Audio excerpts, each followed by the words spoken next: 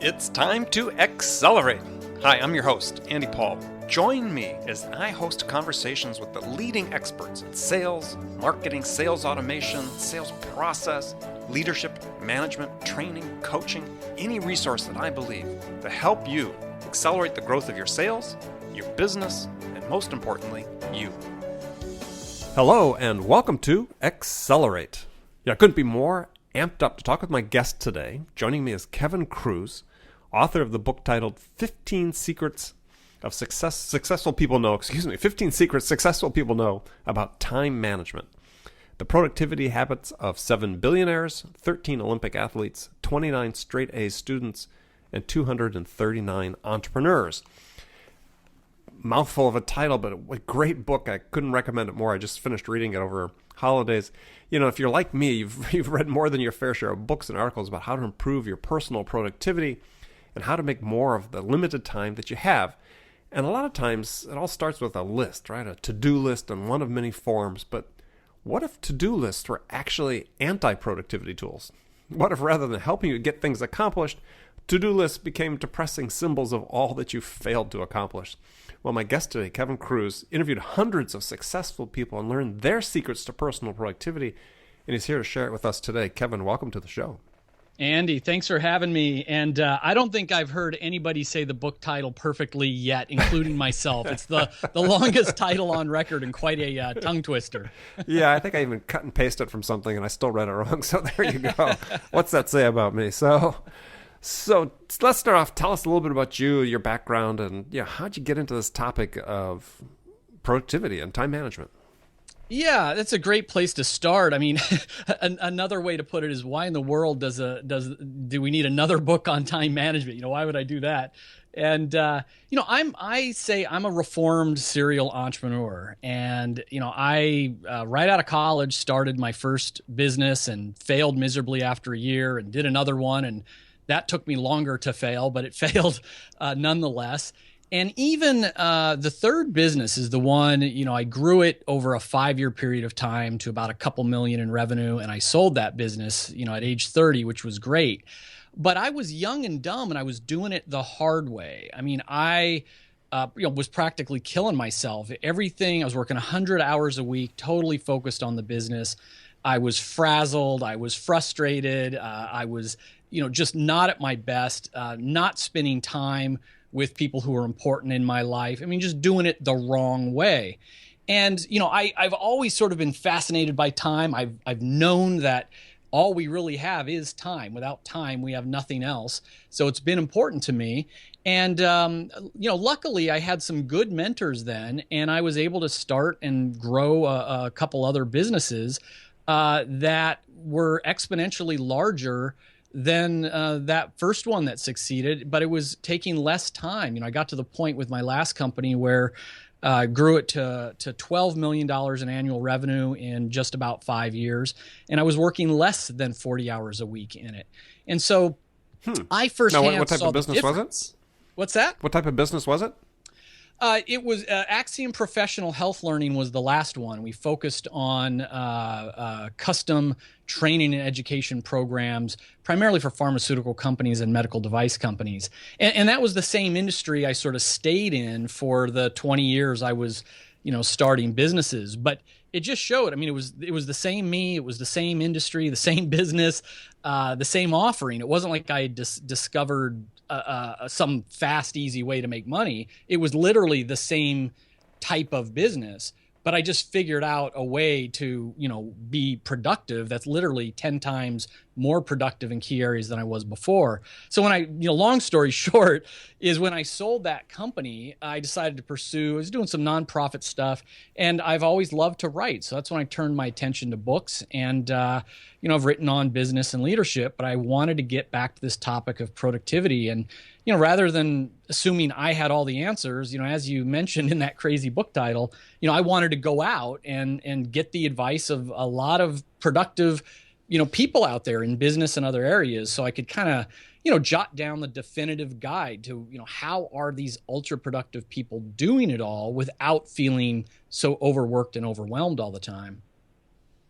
And let's start with sort of a key key point is, what was, if you had to summarize it, what was the one single biggest takeaway you got from that research before we break down into the specific techniques they use? But what was that one sort of aha moment, that epiphany, if there was one? Well, that's a good question, because it's true. There's 15 different commonalities that I identified that became the book, and not everybody that I interviewed had all 15.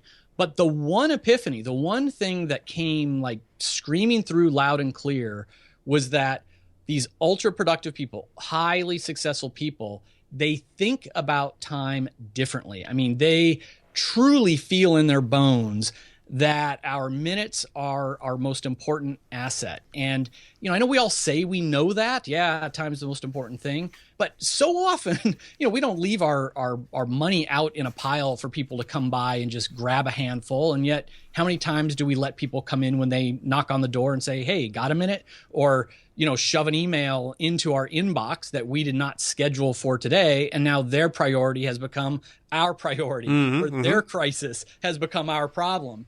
And I think that, I say the number 1440 can change your life, because there's 1,440 minutes in a day.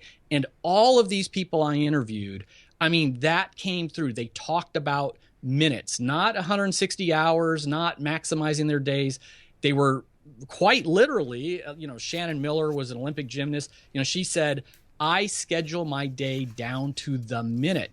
Marissa Mayer of Yahoo, she schedules 40, 50 meetings a day, but sometimes they're only 5 minutes long. These people by default, they change their Google Calendar, their Outlook calendar. When you set up an appointment, it defaults to like 30 minutes or 60 minutes. They change that to 15 minutes. They don't ever want to be doing one task, one meeting or phone call longer than 15 minutes. So truly feeling that 1440, I mean, once these minutes are gone, we never get them back. So let's think about them. Let's optimize them. Let's guard them and protect them. I mean, that was really the big aha that came through all of these things. Yeah, people perceive time differently. I love that image. So you surveyed billionaires, entrepreneurs, Olympic athletes, and I found most interesting straight A students. So what was the thought about adding that into the mix? Well, again, I wanted to get a mix of high performers, and I thought, okay, well, what about? It's got to be challenging to be a straight A student in high school, but also a lot of the ones I interviewed were from Ivy League colleges, and there were others on the list that I kind of ran out of time. I mean, I started contacting astronauts and people like that. Anyone that was in a very high demand profession, that would reveal clues about what they were doing to maximize focus and productivity. And with the students, I mean, what really jumped out from that group that the other groups didn't touch on was the lure of social media. And we all face it now, and depending on your age, I mean, if you're young, maybe, the danger is the distraction of Snapchat. For us, it might be LinkedIn or Facebook. But they really narrowed in on to really maximize productivity, to go into the zone, you've got to disconnect from social media. And there's actually apps you can get that will block your access to social media websites, or even cut your internet access for 30 minutes or 60 minutes. One student told me that she actually puts her phone in another room of the house until her homework is done, as an example. So, I mean, that was just kind of some insights that were unique because I reached out to that group. Well, here's what I thought sort of interesting as you looked at populations you talked to of all those four categories, is that they weren't corporate drones. These weren't people stuck in a cubicle somewhere. Typical knowledge workers stuck in a cubicle. These were all people on a mission. People could see the rewards directly from being more productive. I mean, was that intentional? Yeah, I think that's what's a commonality to most high achievers. I mean, we can train these tips and hacks, but I think you nail it on the head. I mean, underlying all of this is that passion or a sense of purpose to really drive to be the best. And I get some pushback, Andy, from people saying, hey, why are we trying to get everybody to go and do? We need to focus more about being and being present and just being happy. And I'm in agreement with that. But I think there are, because I figured out how to get 10 times more work done in my mornings, that gave me my evenings to spend with my children, my weekends to pursue my hobbies. So I don't think it's one or the other. I think it's that passion to be super successful and to realize that, when we're not in that place of stress, that lets us get to a place of creativity and happiness and peace. Well, and I think ultimately, as we'll talk about this today, but I mean, reacting to the comment you made about people pushing back is that, not being in the moment. I don't think you could be more in the moment than when you've eliminated distractions and are focused on a specific task with minimizing interruptions, right? That you're trying to organize yourself to be maximally productive within a specific period of time. I don't think you can be more in the moment than that. Completely agree. Yeah, interesting how people's perspectives change, right? So let's talk about setting priorities. So you talked about the power of the 1440. I was going to bring that up, but I think that's very essential if people understand that you got this limited inventory of time to accomplish everything you need to accomplish in your life. And as you talk about in the book, there's a way to organize things to help you be able to do it with a minimum amount of stress. So let's talk about setting priorities. You talk about the MIT, the most important thing. So why don't you tell people what that is? Yeah, so the MIT stands, we're not talking about the Ivy League school, it just stands for your most important task. And it kind of gets back to the previous question, in that one thing that the ultra productive people are all doing is, they know what their most important task is, their one thing. And the behavioral psychologist Dan Ariely, he had in an interview, he talked about this. He said, isn't it a shame that we are cognitively at our best in the morning for a couple of hours, after we've woken up, but while we've still got, good energy and blood glucose in our brain and all that stuff. And yet what do we do with our brain power time? Most of us hold meetings. We hold meetings. We check emails. We look at our to-do list and do a couple quick things because it's going to make us feel like we're off to a good start and all of that. And instead, you want to identify your MIT, your most important task, and carve out an hour each morning to work on it in an uninterrupted fashion. Now, what's your MIT? Well, it can change, but the idea is, what is your big goal? Figure out the steps to getting there, and then what's the next domino in place that you need to tip over to advance that chain. And for people who are working in a corporate job, it's not so much like, what do I have to do to keep my boss happy or to not get fired? It's more like, what's the one thing that if you could accomplish it, you would be promoted? It's almost like the 80-20 rule. Yes, we all have 100 things to do this year. We all have a dozen things we got to get done this week. But what's the one thing that I'm going to get bonused on? What's the one thing that the CEO is going to notice? What's the one thing that's going to make me stand out? Figure that thing out and protect your hour a day on it. That literally can change careers and change lives. Yeah, and you can look at it, if you want to be a little more negative, on the flip side, which is you're going to stand out in a bad way if you don't get it accomplished.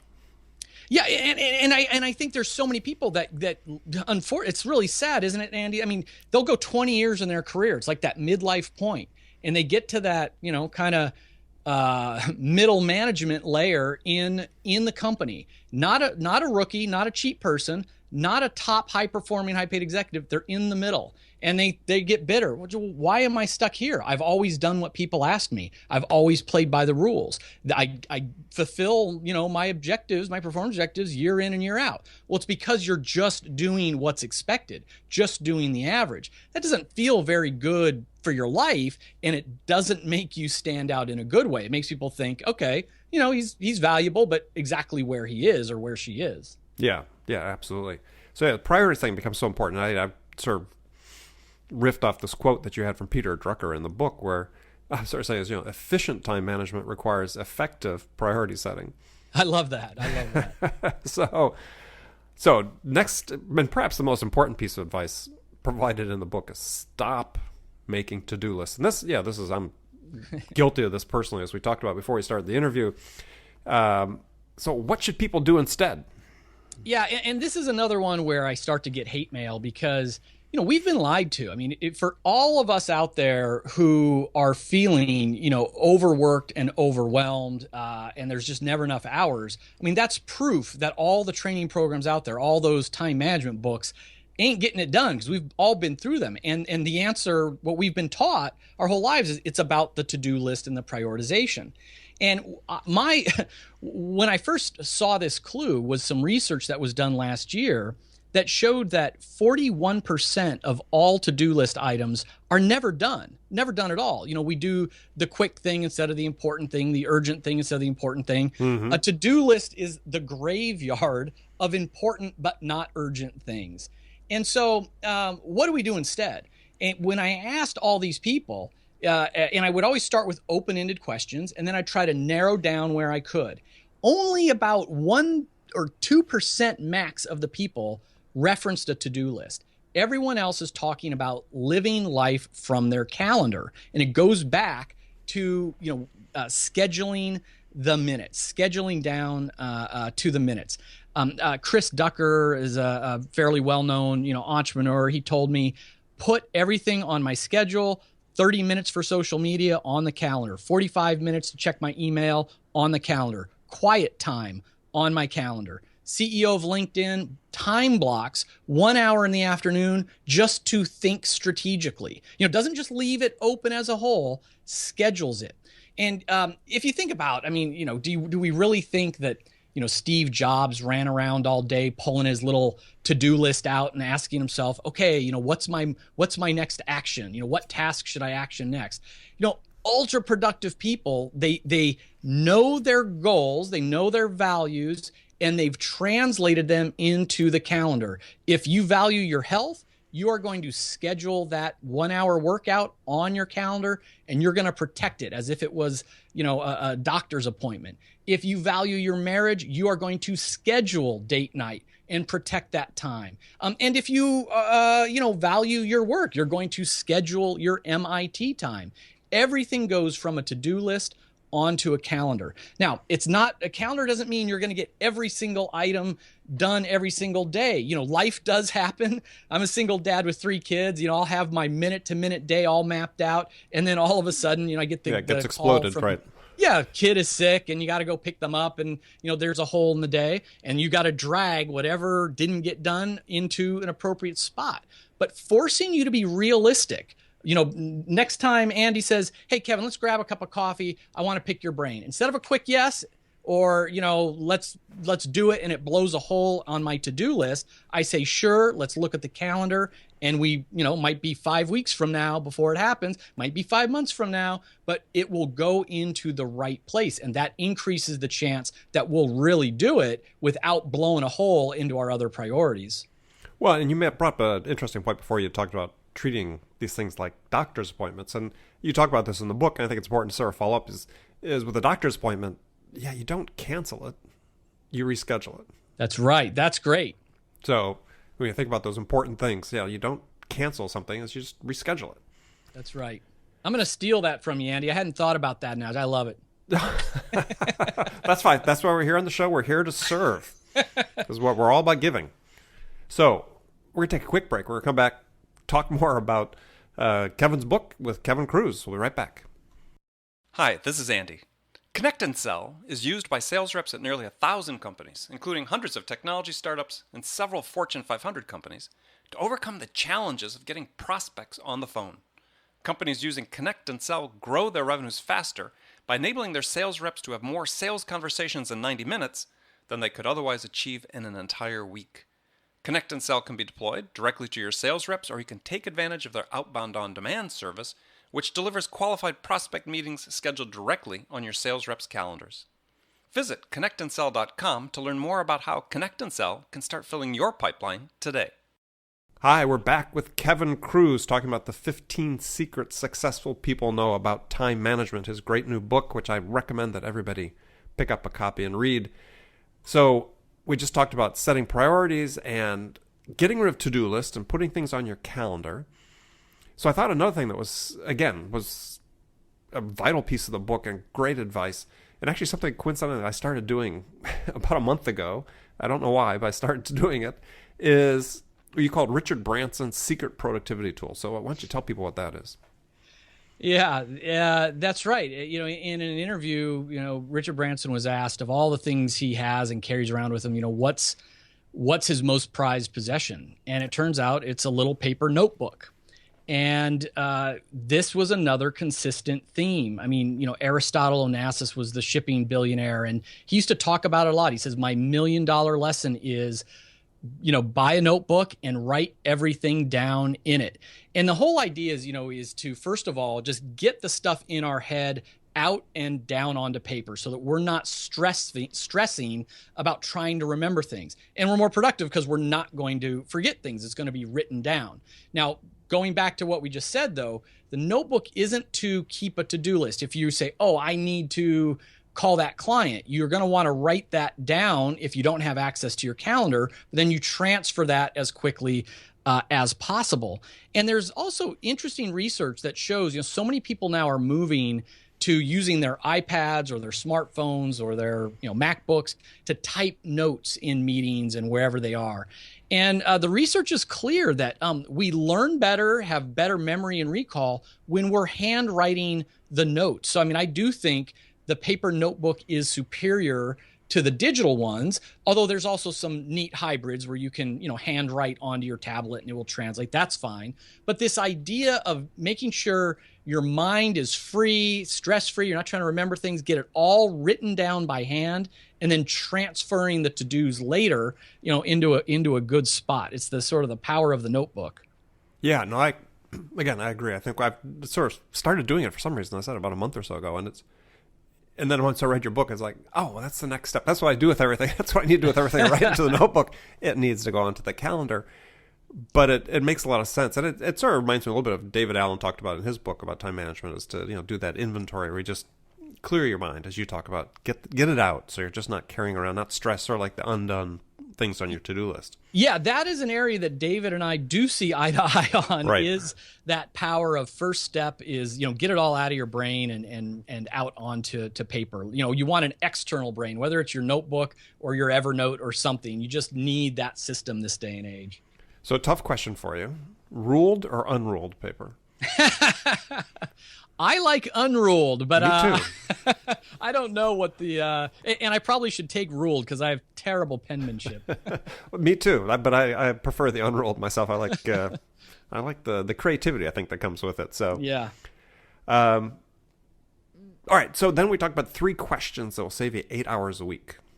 You had talked about that. Let's talk about that because again, I think we're going to go through the book in detail here, but let's talk about those. So. Yeah, this was crazy, Andy. I mean, this was so, if this wasn't written up in Harvard Business Review, I wouldn't have believed it myself. So, there was an article that ran in HBR that covered the research that these productivity trainers did. They went into these companies and taught all the managers to look at their calendars and to ask just 3 questions. And, by asking these questions consistently, on average, people saved 8 hours a week. So the questions were drop, delegate, or redesign. So for drop, the question is, let me look at my calendar, all the items. How valuable is this task? What would happen if I just dropped it? Now, if you can't drop it, then you say, can I delegate it? Am I the only person who can do this task? Who else could do it? And then finally, if you can't delegate it, you go to redesign. How can the same outcome be achieved in less time? What would I do if I only had half the time to get this thing done?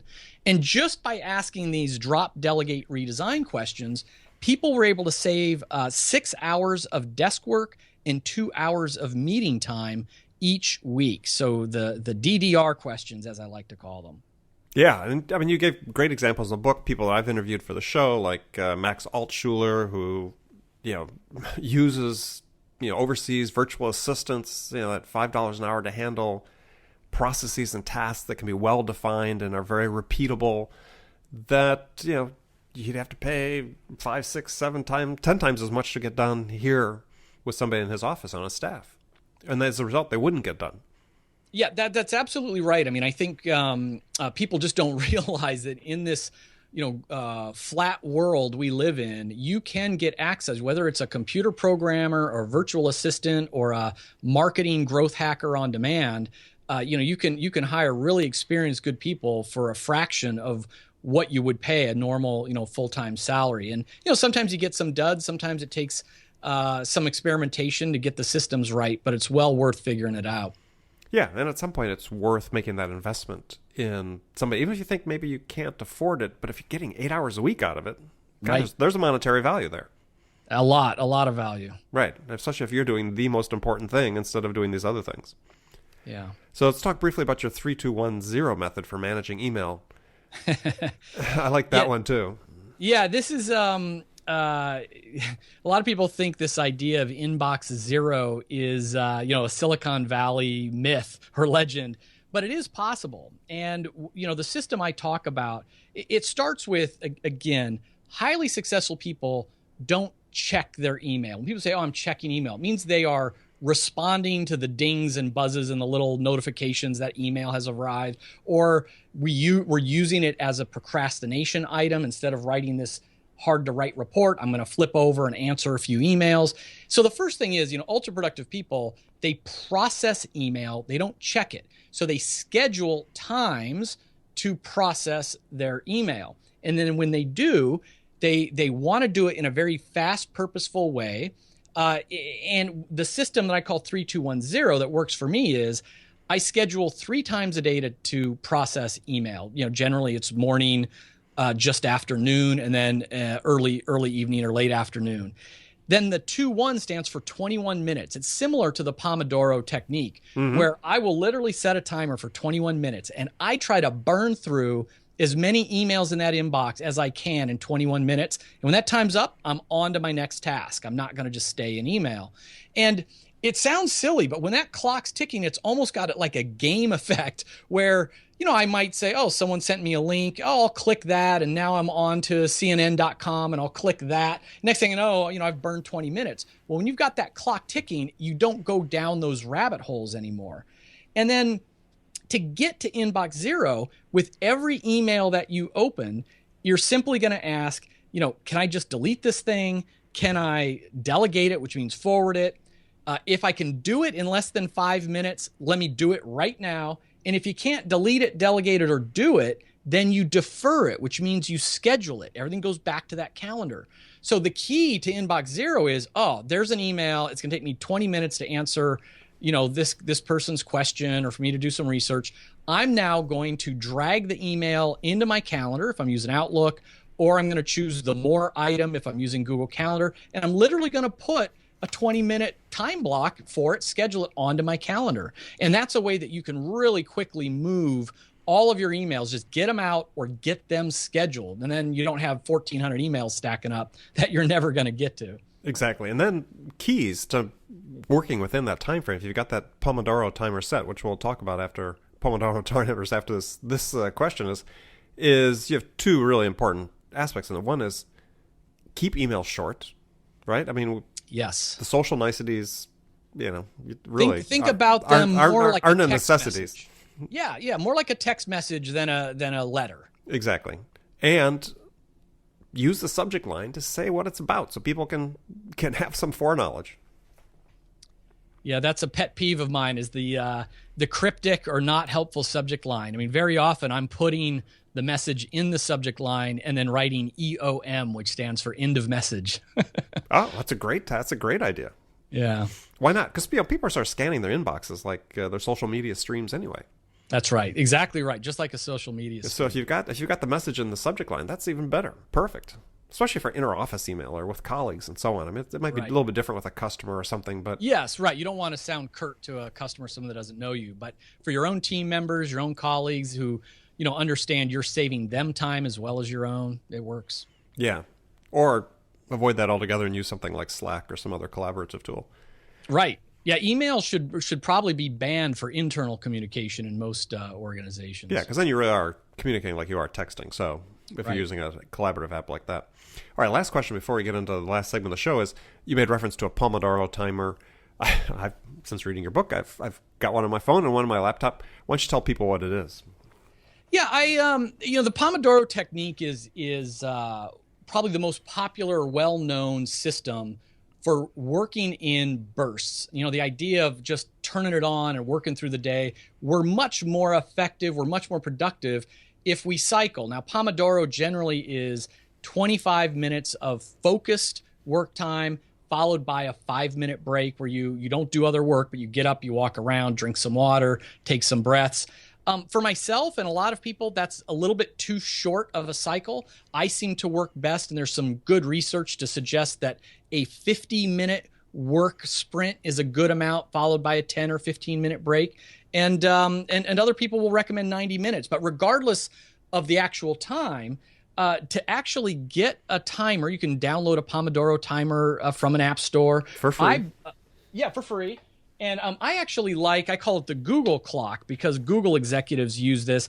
It's officially called the Time Timer. You can find them on Amazon for, I don't know, $10. And it's a designed for teachers in a classroom where you spin this big red dial anywhere from 1 minute to 60 minutes, and visually and silently the red circle dials down, so you can really see how much time you have left in your work sprint. And I like it that I can keep my phone out of sight and out of the way. I don't get tempted by that as well. But people have come back and said again, like, this is a life changer. Just getting into a focused work sprint, knowing that, okay, if I want to check Facebook or I want to go talk to somebody, I'm going to be able to get to it in 20 more minutes or 15 more minutes, stay head down and productive. I mean, it really can change the way you work throughout the day. Yeah, no, I've just started to use it, and already I'm excited about it. So good stuff. So let's go into the last segment of the show. I've got some rapid fire questions for you. Actually, I lead off with a hypothetical scenario that I ask each of my guests, which is, imagine that you're a new sales leader hired into a company whose sales have stalled out. So what 2 things would you do in the first week that could have the biggest impact? I've been in some similar situations. I mean, the thing I first do, Andy, is I look at the high-performing sales people. There's often an 80-20 rule going on, and I try to find out, just what are they doing differently that the others are not, and can we replicate that? The second thing I do is, and it relates back to this time, is too often sales professionals' time is eaten away by filling out expense reports, fighting with some implementation of Salesforce.com or some other CRM, getting pulled into administrative meetings.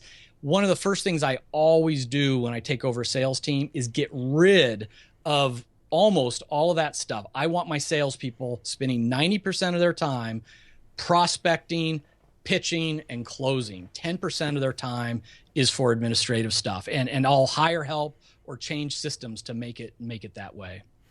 Redesign. Excellent. All right, some rapid fire questions for you. You can give me 1-word answers, or you can elaborate as much as you want. First one is, you're an entrepreneur, you've had to sell, so what's the most powerful sales tool in your personal sales arsenal?